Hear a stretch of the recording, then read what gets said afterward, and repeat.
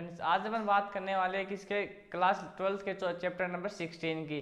और chapter number 16 क्या है? इलेक्ट्रॉनिक्स। इलेक्ट्रॉनिक्स अगर अपन हिंदी में बात करें तो इसको अपन क्या बोलते हैं?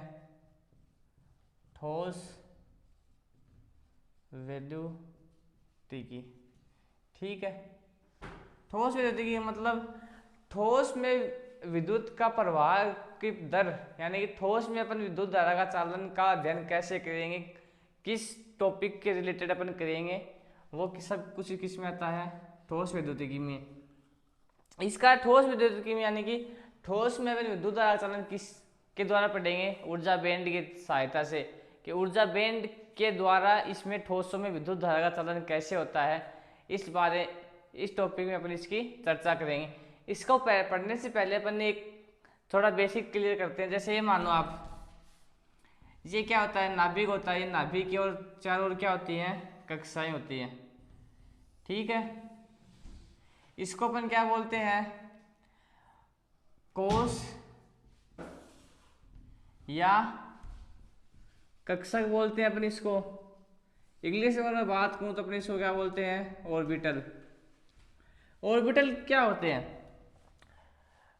किसी भी परमाणु में वे कक्षक जिसमें इलेक्ट्रॉन क्या करते हैं? गति करते हैं, उसको अपन क्या बोलते हैं? कक्षक या फिर कोश। मान लो ये इसमें इलेक्ट्रॉन गति कर रहा है तो ये एक कोश हो गया, इसमें इलेक्ट्रॉन गति कर रहा है तो ये कोश हो गया, इसमें इलेक्ट्रॉन गति कर रहा है तो कोश ये हो गया।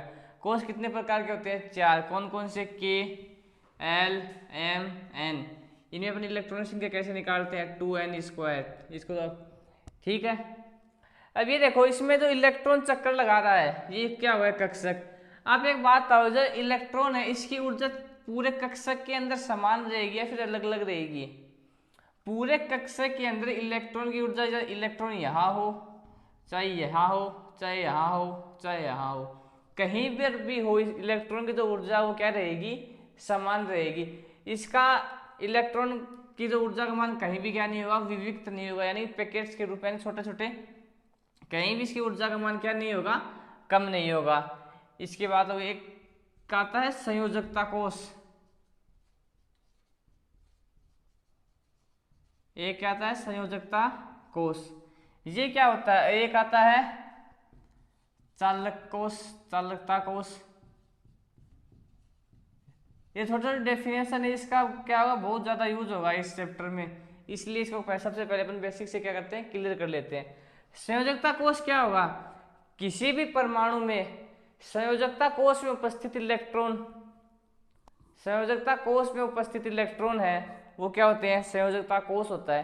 यानी वो कोश या वो कक्षक जिसमें संयोजी इलेक्ट्रॉन क्या हो? उपस्थित हो, उसको अपन क्या बोलते हैं? संयोजकता कोश। और चालकता कोश क्या होता है?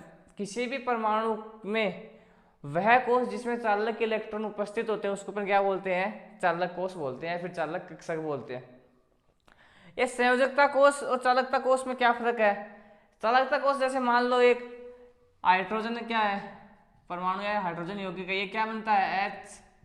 एच ऐसे बनता है। इससे एक इलेक्ट्रॉन जाता है, इससे एक इलेक्ट्रॉन, ये इसे क्या करता है? संयोजकता करता है। संयोजकता कोश का मतलब है ये किसी भी दूसरे परमाणु के साथ क्रिया करके एक बंध बनाता है या फिर इलेक्ट्रॉन के स्थानांतरण करता है। ये किस काम आता है? इलेक्ट्रॉन के स्थानांतरण के काम आता है। और फिर अपन बात करें चालकता कोश की। चालकता कोश क्या काम आता है? किसी भी ठोस के अंदर विद्युत धारा के चालन के लिए जो आवश्यक इलेक्ट्रॉन होते हैं ना, वो उसकी पूर्ति कौन करता है? चालक कोश। या अपन दूसरे शब्दों में ऐसे बोल सकते हैं कि वे इलेक्ट्रॉन जिसके कारण विद्युत धारा चालन, विद्युत धारा क्या होती है? प्रवाहित होती है, वो कौन से कोश से आते हैं? चालकता कोश से। ये किसके लिए क्या रहता है? प्रभावी विद्युत धारा के चालन के लिए। और ये किसके लिए रहता है? यौगिक बनाने के लिए होता है। ठीक है, अब अपन दूसरी बात करें, ये क्या बेसिक हो गया, क्या संयोजकता कोश क्या होता है, चालकता कोश क्या होता है, कोश या कक्षक क्या होता है। ठीक है, अब इसकी जो व्याख्या है वो किससे की जाती है? ऊर्जा बैंड के। किससे? ऊर्जा बैंड से। ऊर्जा बैंड से। ऊर्जा बैंड क्या होता है? किसी भी परमाणु है या फिर किसी भी परमाणु के अलग अलग कोष होते हैं, जैसे K, L, M, N, ये सब क्या होते हैं, उनके कोष होते हैं। ठीक है, तो इन कोषों में आपको बताया था, इन कक्षक में क्या होते हैं, इलेक्ट्रॉन होता है। तो इलेक्ट्रॉन का जो ऊर्जा स्तर वो कैसा होता है, सतत होता है, विविक्त नहीं होता है। जो सतत ऊर्जा अंतराल होता है इलेक्ट्रॉनों का, उसी को अपन क्या बोलते हैं, ऊर्जा बैंड बोलते हैं। जैसे मान लो एक इलेक्ट्रॉन ये है और एक इलेक्ट्रॉन ये है, इसकी ऊर्जा भी क्या है, सतत है, इसकी ऊर्जा भी क्या है, सतत है। तो इन दोनों इलेक्ट्रॉनों के बीच के जो दूरी होती है ना, वो क्या होती है, वो दूरी क्या होती है, ऊर्जा बैंड होती है। दो संयोजी कोष या फिर दो कक्षकों में उपस्थित इलेक्ट्रॉन के बीच की जो दूरी होती है वो क्या होती है, ऊर्जा बैंड होती है। ठीक है, अब ऊर्जा बैंड के आधार पर ठोस विद्युतिकी में पदार्थ को कितने भागों में बांटा गया है, या फिर उसकी चालकता के बेसिस पे, किसके बेस पे, चालकता के बेस पे कितने भागों में बांटा गया है, 3 भागों में। कौन कौन से, एक तो होता चालक ऊर्जा बैंड, ठीक है, एक कौन सा होता है, कुचालक, ठीक है, एक कौन सा होता है, अर्धचालक। ठीक है, अब एक बात ये समझो आप, देखो दो सतत ऊर्जा अंतराल वाले इलेक्ट्रॉनों के बीच की दूरी क्या होती है, ऊर्जा बैंड होती है। तो एक बात आप सोचो, ये एक मान लो ये क्या हो गया, संयोजी कोष हो गया या संयोजी कक्षक, और ये क्या हो गया, चालक कक्षक हो गया। इन दोनों के बीच की दूरी को अपन क्या बोलते हैं, ये देखो दो इलेक्ट्रॉन सतत ऊर्जा अंतराल के इलेक्ट्रॉनों के बीच की दूरी को अपन ऊर्जा बैंड बोलते हैं। तो संयोजी कक्षक और चालन कक्षक है, इसमें भी इलेक्ट्रॉन है और इसमें भी इलेक्ट्रॉन है, तो इन दोनों के बीच की दूरी को अपन क्या बोलते हैं, इसको अपन बोलते हैं वर्जित ऊर्जा अंतराल। क्या बोलते हैं, वर्जित ऊर्जा अंतराल। ठीक है, इसको अपन किसे डिनोट करते हैं, डेल ई से। अब अपन बात करते हैं चालक, कुचालक और अर्धचालक की। चालक क्या होते हैं, अर्धचालक क्या होते हैं, कुचालक। चालक है वो होते हैं जो देखो संयोजी कक्षक है, संयोजी कक्षक क्या होता है, जो किसी भी दूसरे पदार्थ या फिर दूसरे परमाणु से अन्योन्य क्रिया करके या तो बंध बनाता है या फिर कि इलेक्ट्रॉन का स्थानांतरण करता है। अब ये देखो संयोजी कोष में क्या है, मुक्त इलेक्ट्रॉन है, ये मुक्त इलेक्ट्रॉन किस में जाएंगे, चालक कोष या चालक कक्षक में। ये चालक कक्षक इसको परिपथ में इसको क्या करेगा, प्रभावित करेगा, तभी क्या होगी, धारा प्रभावित होगी। इन दोनों के जो बीच का जो ऊर्जा अंतराल है ये क्या होता है, वर्जित ऊर्जा अंतराल होता है। अब ये देखो चालक है, चालक में तो आपको पता है कि आवेशों का क्या होता है, प्रवाह होता है, इलेक्ट्रॉनों का प्रवाह होता है। तो इलेक्ट्रॉनों का प्रवाह होता है मतलब संयोजी कक्षक और चालक कक्षक दोनों आपस में क्या होते हैं, अतिव्यापित होते हैं। कैसे, ये देखो आप, जैसे ये मान लो ये क्या हो गया, संयोजी कक्षक हो गया, और ये क्या हो गया, चालक कक्षक। ये दोनों आपस में क्या होते हैं, यहाँ पे आपस में अतिव्यापित होते हैं। अतिव्यापित मतलब एक दूसरे के स्पर्श में ऐसे होते हैं, एक दूसरे, एक बात आओ, आपस में नजदीक नजदीक हो तो इसमें इलेक्ट्रॉन है, इससे इलेक्ट्रॉन जाने में थोड़ा सा अगर अपन ताप बढ़ा दें तो इसमें से संयोजी कोष से चालन कोष में इलेक्ट्रॉन आसानी से चले जाएंगे, जिससे क्या होगा, धारा का क्या होगा, चालन आराम से हो जाएगा। चालक, अगर अपन इसकी परिभाषा देने की बात करें तो परिभाषा क्या होगी, ये देखो, वो ऊर्जा बैंड, क्या, वह ऊर्जा बैंड जिसके अंदर संयोजी कक्षक और चालन कक्षक दोनों आपस में क्या होते हैं, अतिव्यापित होते हैं। अर्थात थोड़े से ताप देने के बाद या फिर थोड़े से ताप बढ़ाने के बाद इलेक्ट्रॉन संयोजी कोष से किसमें, चालन कोष में क्या करते हैं, गमित कर देते हैं या फिर गति कर जाते हैं, जिसके कारण क्या होती है, धारा प्रवाहित होती है। ठीक है, चालन ऊर्जा बैंड समझ में आ गया क्या हो गया। अब बात करते हैं अपन कुचालक की। कुचालक क्या होते हैं, कुचालक वे होते हैं जिसमें विद्युत धारा का चालन नहीं होता, वही होते हैं। अब एक बात आप सोचो, इनमें विद्युत धारा चलन कब नहीं होगा, जब ये संयोजी कक्षक और ऊर्जा या फिर चालन कक्षक आपस में क्या हो, बहुत ही दूर दूर हो। तो बहुत ही दूर दूर हो तो अपन ताप का मान कितना भी बढ़ा दें, संयोजी कोष से इलेक्ट्रॉन है वो चालन कोष में जा सकते हैं क्या? जैसे मान लो एक बात है, ये आप इसी को ही मान लो, ये मान लो ये संयोजी कोष है और ये क्या है, संयोजी कोष, ये क्या है, चालन कोष। इन दोनों के बीच की दूरी क्या है, इनका वर्जित जो ऊर्जा अंतराल है, वर्जित ऊर्जा अंतराल अपन किसी डिनोट किया था डेल ई से। अगर डेल ई या फिर वर्जित ऊर्जा अंतराल का मान बहुत ही ज्यादा हो जाए, क्या हो जाए, बहुत ही ज्यादा हो जाए, जिससे क्या होगा, संयोजी कक्षक से इलेक्ट्रॉन चलन कक्षक में क्या नहीं प्रवाहित नहीं हो पाएंगे, तो क्या होगा, उसमें विद्युत धारा चलन नहीं हो पाएगा। और इस प्रकार की ऊर्जा बैंड को अपन क्या बोलते हैं, कुचालक ऊर्जा बैंड बोलते हैं। ठीक है, फिर बात आती है अर्धचालक की। अर्धचालक क्या होते हैं, जैसे चालक क्या होते हैं, एक दूसरे में अतिव्यापित होते हैं। कुचालक क्या होते हैं, बहुत ही दूर दूर होते हैं, इसमें इलेक्ट्रॉन का क्या प्रवाह नहीं हो पाता है। अब बात आती है अर्धचालक की। अर्धचालक क्या होते हैं, इन दोनों की जो दूरी है वो क्या होगी, चालन कोष से तो क्या होगी ज्यादा, लेकिन कुचालक से क्या होगी कम। अपन क्या बोल सकते हैं कि जो इनका जो वर्जित ऊर्जा अंतराल है, ये चालन कोष से तो क्या होगा, या फिर चालन ऊर्जा बैंड से ज्यादा होगा और कुचालक से क्या होगा, कम होगा।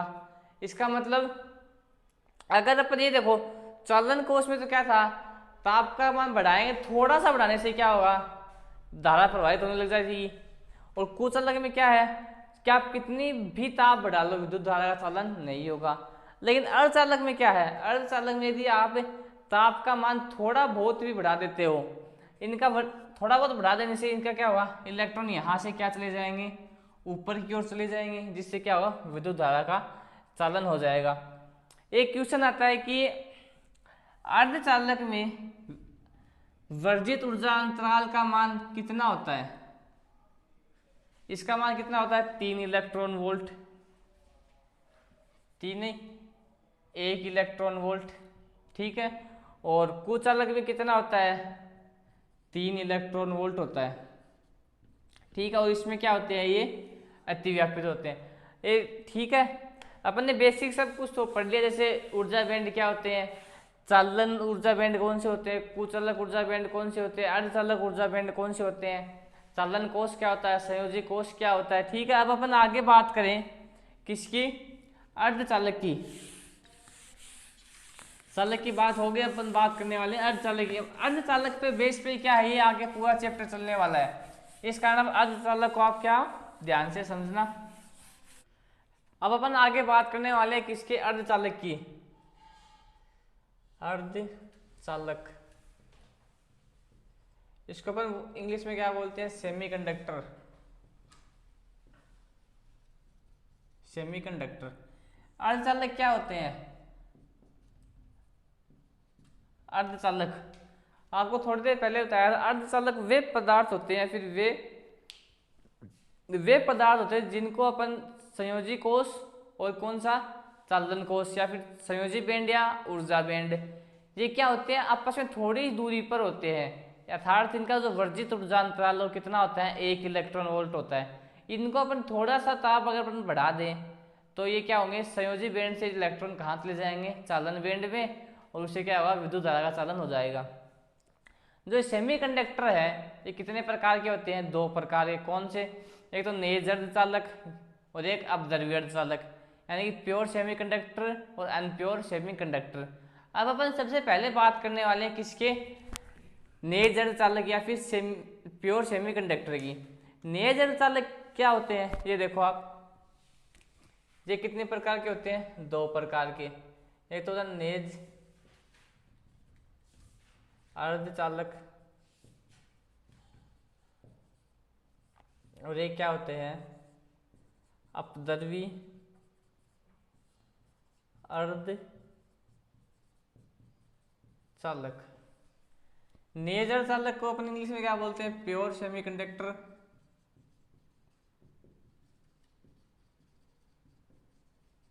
और इसको अपन क्या बोलते हैं? Unpure semi conductor. ठीक है, अब अपन बात करने वाले नेजर चालक की। नेजर चालक पढ़ाने से पहले ये आपको थोड़ा ध्यान रखना पड़ेगा। क्या? एक होता है सिलिकन और एक होता है जर्मेनियम। सिलिकन और जर्मेनियम है, ये कौन से वर्ग के तत्व होते हैं? ये केमिस्ट्री में पीरियोडिक टेबल होती है ऐसे।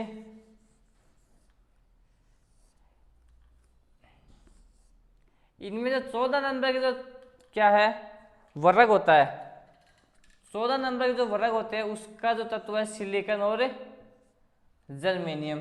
ठीक है, अब जो शुद्ध एकदम से प्योर सिलिकन या फिर जर्मेनियम का जो क्रिस्टल होता है उसको अपन क्या बोलते हैं? नेजर चालक। अब आप एक बात सोचो कि अपन इलेक्ट्रॉन कैसे भरते हैं किसी भी कक्ष में? सबसे पहले 2, 8, 8, 18, 32 इस तरह से भरते हैं।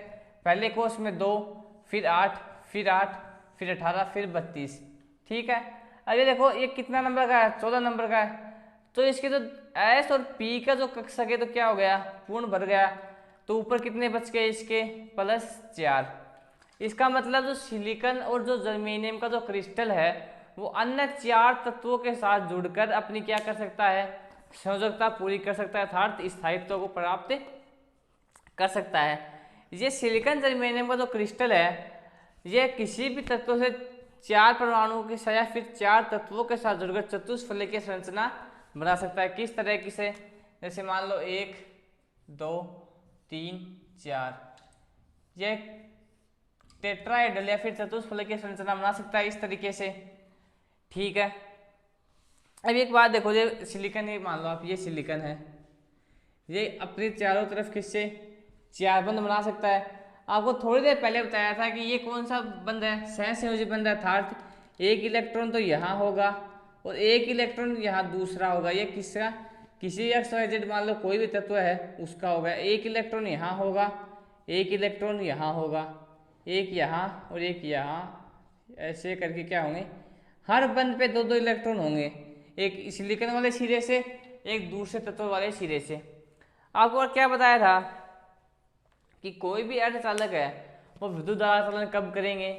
जब अपन इनका मान लो ताप बढ़ा दिया।